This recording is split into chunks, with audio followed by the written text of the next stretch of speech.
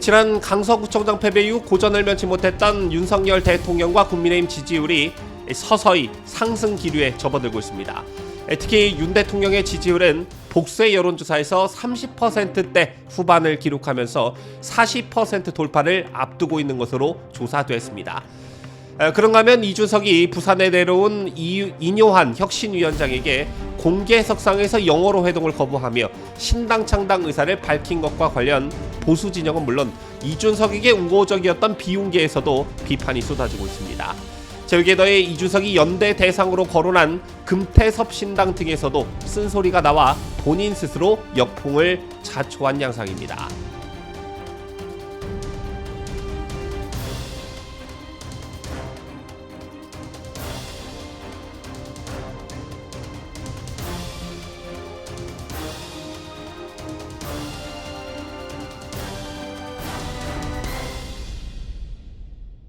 시청자 여러분 안녕하십니까? 뉴스데일리 베스트 민앵커입니다.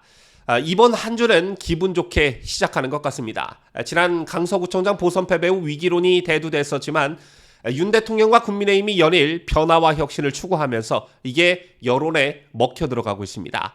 재란 민심의 변화는 여론조사상에서도 고스란히 나타나고 있는데요. 먼저 주말과 오늘 공표된 여론조사들을 들여다보고 그 다음 스스로 역풍을 자초한 이준석 얘기를 이어가 보도록 하겠습니다. 자, 먼저 주말이었던 어제 공표된 여론조사를 먼저 보도해드립니다.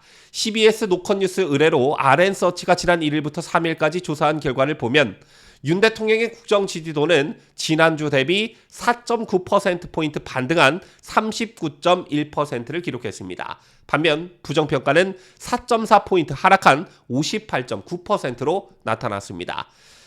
해당 여론조사 기관 기준 강서구청장 보궐선거 직전 수준으로 회복이 됐다는 건데 지지율 상승을 이끈 건 보수의 성지라 불리는 TK와 충청권이었습니다. 지난주 29.4%에 그쳤던 충청권 지지율은 15.7%포인트 올랐고요. 45.6%로 부정평가를 밑돌았던 TK에선 12.3%포인트 상승했습니다.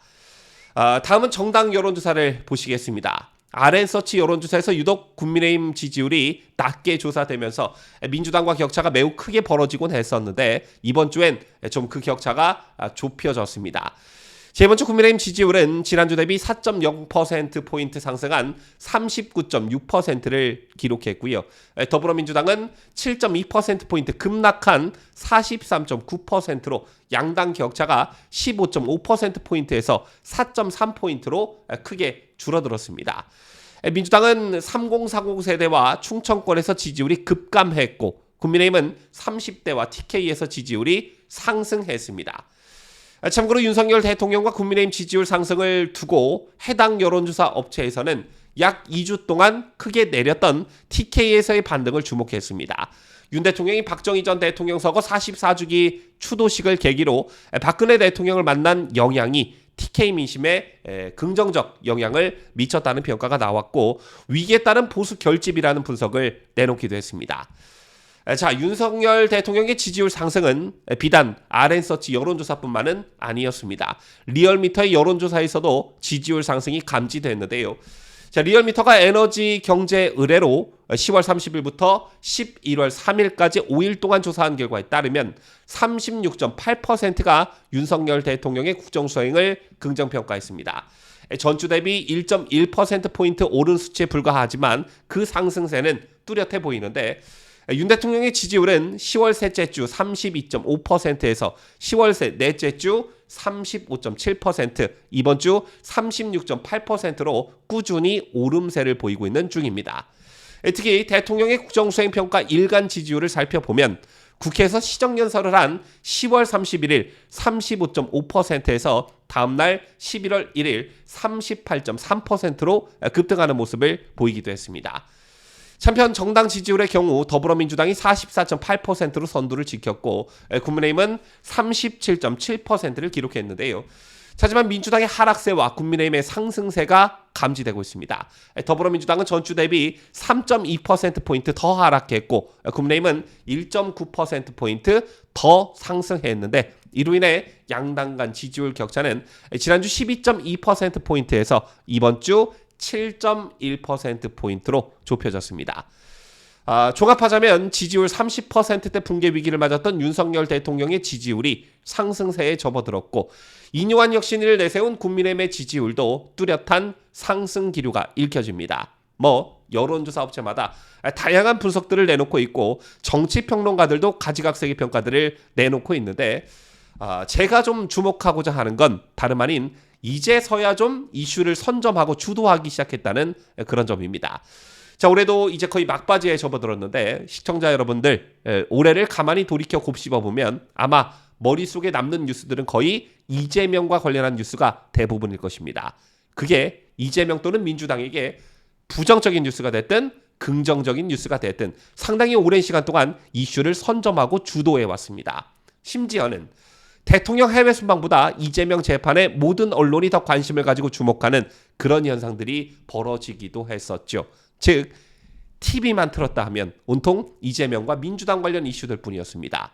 반면 윤 대통령 또는 국민의힘과 관련한 뉴스는 그 양적인 면에서도 그렇고 언론 보도에서 차지하는 비중도 확연히 적었습니다. 그런데 이 이슈를 선점하고 주도하는 측면에서 이제 반전이 이뤄지고 있다는 겁니다. 윤 대통령의 경우 지난 사우디 해외 순방에서 귀국한 이후 가급적 이념적 발언을 삼가한 채 연일 소통 행보와 민생을 살피는 그런 행보를 이어가고 있고 국민은 늘 옳다는 기조 아래 현장 행보를 강화하고 있습니다. 이게 언론의 주목을 받으면서 민심에 긍정적 영향을 끼치고 있는 것으로 보여집니다. 또 국민의힘 경우에도 전국 주도권과 이슈 선점에서 전과 전혀 다른 모습을 보여주고 있습니다. 그 중심에 이뇨한 혁신위원장이 있는데 며칠 연속으로 이뇨한 혁신위와 국민의힘 관련 뉴스가 신문 일면을 차지하거나 주요 방송사 메인 뉴스에 탑으로 배치되는 경우가 꽤 많았습니다. 이처럼 이슈를 선점하고 주도하는 측면에서 이뇨한 혁신위도 한몫했고 또 국민의힘이 이른바 메가 서울을 공론화하기 시작하면서 이 역시 이슈를 선점하고 이에 민주당이 마지못해 따라오는 국면이 이어지고 있습니다. 자, 우리가 흔히 이런 말을 하곤 하죠. 악플보다 무플이 더 무섭다. 즉 가장 무서운 게 무관심이라는 것인데요. 이건 정치에서도 통용되는 말입니다. 앞서도 말씀드렸지만 파지티브가 됐던 네거티브가 됐던 언론의 관심을 이끌고 이슈를 선점하고 주도하면서 자주 국민들에게 모습을 드러내는 것, 이게 굉장히 중요한데 그간 윤석열 대통령과 국민의힘이 이걸 하지 못했던 겁니다. 자, 이런 측면에서 요즘 뚜렷한 변화가 감지된다, 이런 것이고요. 자, 다음 이준석 얘기를 조금만 덧붙이자면 이준석 끌어안기 행보를 하고 있는 이뇨한 혁신위원장의 행보에 불만들을 가지신 분들 많은 것으로 알고 있습니다. 이것과 관련해서 저는 이게 이 위원장의 진심인지 아니면 고도의 전략적 차원에 따른 정무적 판단인지 아직 이것을 명확히 파악할 수 없기 때문에 판단을 유보하겠습니다. 이런 말씀을 지난주에 드린 바 있습니다. 하지만 이준석 문제와 관련해 큰 변곡점을 맞는 일이 지난 주말 벌어졌지요. 이준석이 부산에 내려온 이뇨한 혁신위원장에게 공개석상에서 영어로 회동을 거부하면서 신당 창당 의사를 밝힌 데 관련해 보수 진영은 물론 비윤계에서도 비판이 쏟아지고 있습니다. 이 밖에도 이준석이 연대 대상으로 거론한 금태섭 신당 등에서도 쓴소리가 나와 역풍을 자초한 양상으로 흐르고 있는 것인데요. 우선 보수 농객인 전원책 변호사는 내가 보면 이건 관객 모독, 관중 모독, 상대 모독, 그냥 모독하는 것이다 라면서 정말 깜짝 놀랐다, 선을 넘어도 너무 넘었다, 이렇게 질타했습니다. 또한 전원책 변호사는 이준석의 진짜 환자는 서울에 있다며 윤석열 대통령을 직격한 데 대해서도 이건 양두구육보다 2배, 3배 더 나가는 선을 넘어도 너무 넘는 것이라며 기본적으로 인간에 대한 예의가 없다, 이건 개인의 인성의 문제가 아니겠냐라고 목소리를 높였습니다. 또한 친윤이 아닌 비윤 조혜진 의원도 저도 참 그거 보고 당황스러웠는데 우리 당이나 혁신위에서는 내년 총선 승리를 위해서 통합의 노력을 계속하고 있는데 이준석 전 대표는 점점 멀어지는 행보를 보여 굉장히 안타깝다며 이 대표 본인부터가 자가 진단을 하고 자기 성찰을 할 필요가 있다. 극단적인 사고나 언행을 계속하면 좋은 정치인으로 성장하기 어렵다고 평가했습니다. 그리고 금태섭 전 의원이 주도하는 신당 새로운 선택의 곽대중 대변인도 페이스북을 통해 언제나 이해할 수 없는 것은 정치를 한다면서 상대를 조롱하거나 가르치려 드는 듯한 이준석 대표의 일관된 태도라면서 제3지대 정당을 만들기 위해 열심히 노력하는 사람들에게 격려는 못할 망정 장날도 아닌데 물건 팔러 다닌다는 식으로 조롱하는 것도 이 대표식 뺄셈 정치다. 이 대표는 가끔 아니 종종 선을 넘는다. 누가 그런 사람과 선뜻 손을 잡으려 하겠는가라고 일격을 가했습니다.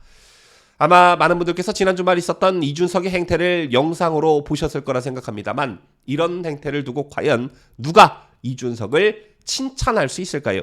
지금 이준석에게 가장 필요한 건 국민의힘에서 최대한 핍박받고 억울한 일을 당해 피해자 코스프레를 하면서 탈당의 명분을 점점 쌓아 올리는 일입니다. 그런데 지난주 부산에서 있었던 일로 오히려 이준석은 가해자, 인 위원장과 국민의힘은 피해자 이런 구도가 생기게 됐고 정치권에서는 이런 이준석과 어떻게 함께 할 수 있겠냐 이런 말들이 공공연하게 나오고 있는 것입니다. 결정적으로 이준석이 보여준 저런 행태들은 특히나 우리 국민들의 어떤 정서와도 맞지 않다. 이런 게 이준석에게 큰 타격이 될 거라 보는데요.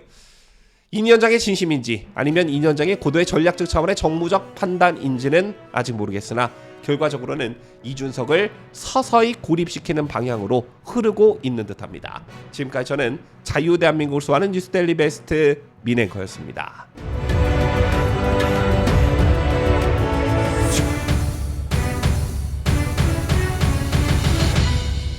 함께해요. 뉴스데일리 베스트.